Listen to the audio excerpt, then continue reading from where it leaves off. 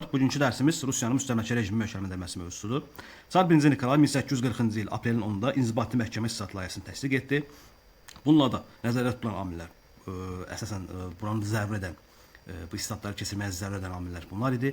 1930-cu illərdə baş vermiş üsyanlar, xalq çıxışlarına yol verməmək, əhalinin narazılığını azaltmaq istəyi, Cənubi Qafqazda çar hakimiyyətini möhkəmləndirmək və gücləndirmək, çarizmin iqtisadi siyasətini həyata keçirmək, diyarın təbii ehtiyatlarının mənimsənməsinə komendant idarə üsulunun ləngiməsi və dövlət xəzinəsinə xeyli ziyan vurması və çarizmin hökmranlığının möhkəmləndirilməsinə nail olmaq istəyi var idi.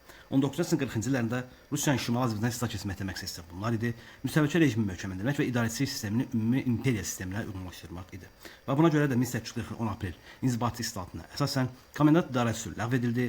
Əvəzində Cənubi Qafqaz ərazisi Rusiya inzibati ərazi bölgüsünə uyğunlaşdıraraq Quberniya, Qəza və Nahiyə inzibati bölgüsünə bölündü və Cənubi Qafqazda iki inzibati quberniyaya bölündü. Bunların biri Xəzər vilayəti, mərkəzi Şamaxı şəhəri idi və Gürcüstan İmeriya quberniyası mərkəzi Tiflis şəhəri idi. Diqqətlə sağ tərəfə baxsaz əraziləri görəcəksiniz burada. Və 1828-ci ildə yaradılan Erməni vilayəti ləğv edilərək İrəvan və Naxçıvan qəzaları yaradıldı. Bəy və ağaların idarəçilikdən uzaqlaşdırılması bu islahatın əsas tərkib hissəsi idi və bütün idarəetmə orqanlarına xristian məmurlar təyin olundu. İndi Xəzər vilayətinin qəzalarına baxaq. Quba, Şamaxı, Şəki, Bakı, Lənkəran, Qarabağ və Dərbənd qəzaları idi. Gürcüstan İmeriya quberniyası isə Çar Balakan dairəsi, İrəvan, Naxçıvan və Yerizavetpol qəzaları idi. Bunlar Azərbaycan ərazisində, yəni bu vilayətin qəzaları idi. 1844 və 46-cı il inzibati islahatlarına baxaq. Çar dağlılarla mübarizəni tezliklə baş çatdırmağa və Qafqazda öz mövqeyini möhkəmləndirmək üçün 1844-cü ildə inzibati ərazi dəyişikliyi həyata keçirdi. Cənubi Qafqazın baş idarəsi ləğv olundu və Qafqaz canişinliyi yaradıldı. Qafqazın ilk canişini qraf Mixail Vorontsov təyin olundu. Çar 1-ci Nikolayın verdiyi 1846 14 dekabr fərmanı ilə inzibati quruluşda hakimiyyətin gücləndirilməsinə xidmətində dəyişikliklər baş verdi. Gürcüstan İmeriya və Xəzər vilayəti ləğv olundu. Əvəzində 4 quberniya, Tiflis, Kutays və Şamaxı Dərbənd quberniyalar yaradıldı və 1849-cu ildə İrəvan quberniyası da yaradılmış oldu. Bu quberniyanın baş mərkəzi isə İrəvan şəhəri idi. Əvvəllər Tiflis quberniyasına daxil olan İrəvan, Naxçıvan və Aleksandropol qəzaları Şamaxı quberniyasından Mehri qəzası İrəvan quberniyasına verildi. 1840 və 46-cı il inzibati ərazi quruluş dəyişikliklər Azərbaycanda və Gürcü torpaqlarını daha da parçaladı və sosial milli əsarəti daha da ağırlaşdırdı. Və 19-cu əsrin ikinci yarısında müəyyən dəyişikliklər baş verdi. Yəni inzibati quruluşda 1859-da Şamaxıda baş verən zəlzələ nəticəsində quberniyanın mərkəzi Bakıya köçürüldü və Şamaxı quberniyasına dəyişilərək Bakı quberniyasına çevrildi. Burada zəlzələlər var. Bunları yada salaq. 1042-ci ildə Təbrizdə, 1139 Gəncə, 1192 və 1859-da Şamaxıdakı zəlzələləri misal göstərmək olar. Daha sonra 1860-cı ildə Tiflis quberniyası ləğv olundu və Quba qəzası Bakı quberniyasının tərkibinə qatıldı. 1868-ci ildə isə Yerizavetpol, yəni Gəncə quberniyası yaradıldı. İndi burada quberniyaların yaranma ardıcıllıqları var. Ən birinci Tiflis quberniyası 1846, daha sonra Kutaisi 1846, Şamaxı quberniyası 1846 və 1859-cu ildə adı dəyişilərək Bakı quberniyası çevrildi. Dərbənd quberniyası 1846 və 1860-da ləğv edildi. İrəvan quberniyası 1849 və 1868-ci ildə Yerizavetpol quberniyası yaradıldı. İndi 1840-cı il 10 aprel məhkəmə islahatlarına baxaq. Ümumi imperiya qanunları əsasında fəaliyyət göstərən quberniya, vilayət və qəza məhkəmələri yaradıldı və iclasçılar vergi verən təbəqələrdən seçilirdi. Mülki işlərə hərbi məhkəmələrə baxılması qaydası ləğv edildi. Bütün kərküzatçılıq işləri və məhkəmə iclasları rus dilində imperiya qanunları əsasında keçirilirdi.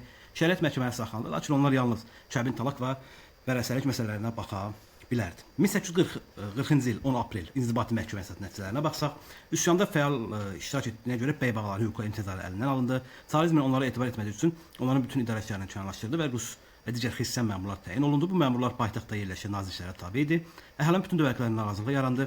Bəy ağaları idarə işlərini uzaqlaşdırması 1840-cı il 10 aprel inzibati və məhkəmə islahatının uğursuz nəticələrinə götürmək olar. Çarizmin bəy və ağalara qarşı münasibətinin dəyişməsinə baxaq. Çar hökuməti 1841-ci il tarixi qərarı ilə əvvəlcə Qazax, Şəmşətil, Borçalı ağalarını, az sonra isə Xəzər vilayətinin bəylərini kəndlərin idarəçiliyindən kənarlaşdırdı və Tifil torpaqlarından məhrum etdi. Bu hadisə narazılığa üçlərə çıxışlara səbəb olduğu üçün Çar hökuməti bunun səhv olduğunu anladı. Eyni zamanda 1840-cı il əvvəllərində Azərbaycanda yaradılmış şəraitlə mütəqəyyət üçün elə bir möhkəm sosial zəmin yaratmaq istədilər və zərurətli diktə edildi ki, kəndlərin əlində saxlamaq mümkün olsun. Bütün bunlar çarizmin yerli bəylər, ağalar və onlara qarşı siyasəti dəyişməyə vadar etdi və 1842-ci ildə bəy və ağaların torpaqlarının müsadirəsi dayandırılması çarizmin əsas işlərindən oldu və 1840-cı il əvvəllərində elan olunmuş yerli feodal məsələlərdən kəşfləşmə yönəlmiş bir siyasət uğursuzluqla nəticələndi və 42-ci ildə Tiflis ağaların şəxsi hüquqları və onların həyata keçirilməsinin yollarını işlərin panzerasına məşğul olması üçün xüsusi komitə fəaliyyətə başladı. Bu komitənin qarşısına əsas duran məsələlər bunlar idi ki, qarşı ağaların şəxsisində xalqa təsir göstərə biləcək ali müsəlman sirki vəzifəsini yaratmaq idi və 1843-cü ildən etibarən rəsmi sənədlərdə Azərbaycan ağa və bəyləri ali müsəlman sirki adlanmağa başladı və 1843-cü il hökumətdə ali müsəlman təbəqənin imtiyazları tanındı. 1846-cı il 6 dekabr reskriptinə baxaq. Azərbaycan bəylərinin torpaq hüquqları və onların kəndlərə qarşı münasibətinin Vorontsovun canişinlik dövründə həll edildi. O birinci Nikolay çarizmin əsas siyasətinin bahizə istiqamətini müəyyənləşdirmək üçün göstərişlər almışdı. Qafqaz canişinliyin ali müsəlman təbəqənin mülk hüquqlarına bağlı layihəni çarada təqdim etdi və 1846-cı il 6 dekabrda Çar 1-ci Nikolay bu layihəni reskripti, yəni imzaladı. Və məzmunu bu idi. Tiyul və mülk feodal torpaqların mülkiyyətin eyni kateqoriyasına daxil edildi və bununla da ali müsəlman sirki, yəni bəy və ağalar mülk və tiyul torpaqları üzərində tam irsi mülkiyyət hüququ təsdiq edildi. Azərbaycan feodalları bəy və ağalar Rusiya azərbaycanlıları kimi öz mülklərini istifadə etmək, satmaq, bağışlamaq və irsi vermək hüququ aldılar. Nəticədə ali müsəlman təbəqə yalnız torpaq hüququnun baxımından Rus azərbaycanlılarla bərabər hüquq qazandı. Bununla da hökumət ali zümrənin simasında özünü bölgədə və sosial dayaq yaratmaq üçün ciddi addım atmış oldu. Lakin bütün imperiyada olduğu kimi hüquqi sövdələşmə əsasında feodal torpaq yalnız ali müsəlman sirkinə verilə bilərdi. Kəndli qrupları, yəni rəiyyət, rəncbər, nökər ləğv edilərək bir adda, yəni mülkələr tabeliyyəti adlanmağa başladı. Mülkədarlara kəndli üzərində polis və məhkəmə inzibati hüququ verildi. 1847-ci kəndli əsasnaməsinə baxaq. Çar hökuməti Şimali Azərbaycanın sahibkar və kəndli münasibətlərinin hüququnu aydın gətirmək məqsədi ilə 1847-ci ildə kəndli əsasnamələri qəbul etdi. 46-cı il reskriptinə əsasən, yəni burada qarşılıqlı münasibət müəyyənləşdirən prinsipə aid kənd əsasnaməsi konkretləşdirildi. 1847-ci kənd əsasnaməsi məsələləri toxunulurdu, torpaq, vergi və mükəlləfiyyət məsələləri əsas yer tuturdu. İndi baxaq kənd əsasnaməsinin məzmununa, ən başlıca olaraq torpaq, vergi və mükəlləfiyyət məsələsinə. Torpaq məsələsinə baxsaq, torpaq mülkiyyətçisi 15 yaşdan yuxarı kişi cinsindən olan hər bir kənddə 5/7, yəni %9 hektara bərabər torpaq sahəsi verilirdi. Taxılçılıq, maldarlıq və boşançılıq üçün yararlı torpaq payı verilmiş oldu. Vergi məsələsinə baxsaq, malcə torpaq vergisi olub.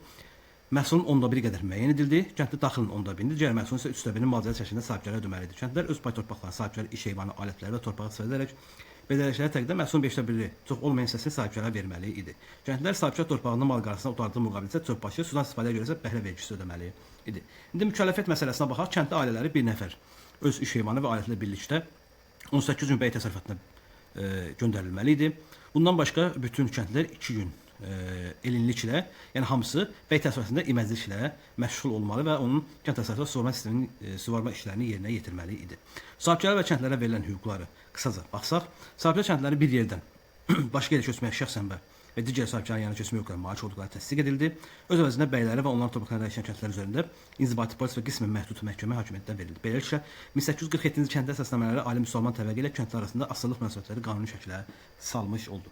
1846 və 47-ci il kəndli əsasnamələrinin ümumi xarakterinə baxsaqsa, bəy və ağalarla kəndlilərin qarşılıqlı münasibətləri müəyyənləşdirildi. Bəy və ağalarla torpaqlarında yaşayan kəndlər üzərində polis məhkəmə hüquqları, yəni həm polis və məhkəmə hüququ təsdiq olunmuş oldu. 19-cu 40-cı ildə islahatların əhəmiyyətini müstəmləkə xarakteri daşısa da, çarizm ilə ali müsəlman sirki arasında ittifaqın yaranmasına səbəb oldu və ağa və kənd münasibətləri bir qədər qayda qanununa salınmış oldu. Mövzumuz bu qədərdir. Ərazilərə diqqət etsək, bayaqki inzibati quruluşlu ərazilərə, biz burada görəcəyik ki, məsələn, 46-cı il inzibati islahatına əsasən Yazavətbəl, İrəvan quberniyası, Tiflis quberniyası, Şamaxı, Dərbənd və Gürcüstan arasında Kutayisi və bunları görəcəyik. Hətta biz 68-də Yazavət quberniyasını, 49-da İrəvan quberniyasını və 1859-cu zəlzələyə görə mərkəz köçürülü Bakı quberniyasının yaranmasını görəcəyik. Və 40-cı il inzibati islahatına əsasən isə iki vilayəti, Xəzər vilayəti, yəni quberniyasını və Gürcüstan quberniyasını yaranmış olduğunu görürük. Ümidvaram dərs sizin üçün faydalı olar, sizə uğurlar arzulayıram.